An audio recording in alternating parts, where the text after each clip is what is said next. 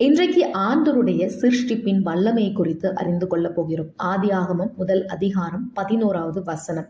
அப்பொழுது தேவன் பூமியானது புல்லையும் விதையை பிறப்பிக்கும் பூண்டுகளையும் பூமியின் மேல் தங்கள் விதையை உடைய கனிகளை தங்கள் தங்கள் ஜாதியின்படி கொடுக்கும் கனி விருட்சங்களையும் முளைப்பிக்க கடவுது என்றார். அது அப்படியே ஆயிற்று.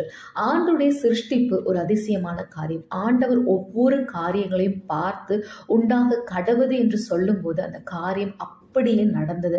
ஆண்டவர் காய்கறிகளையும் கனிகளையும் உண்டாக்கின விதத்தை இந்த வேத பகுதி சொல்லுது. ஆண்டவர் விதையை பிறப்பிக்கும் பூண்டுகளையும் பூமியின் மேல் தங்கள் தங்கள் விதையுடைய கனிகள் தங்கள் தங்கள் ஜாதியின்படி கொடுக்கும்படி கனி விருட்சங்கள் உண்டாகட்டும்னு ஆண்டவர் சொன்னார். ஆண்டவருடைய நித்திய காலத்திற்கும் ஆண்டவர் யோசித்து அந்த வெறும் காய்கறிகளை, வெறும் மரத்தை மட்டும் ஆண்டவர் உண்டாக்கல, அந்த பழத்துக்குள்ளேயும் அந்த காய்க்குள்ளேயும் விதை உண்டாகணும்னு உற்பத்தி பண்ணார்.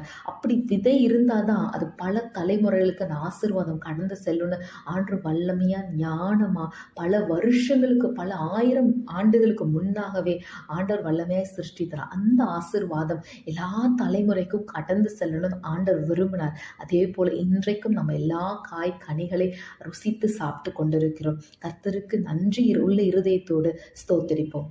ஆமென்.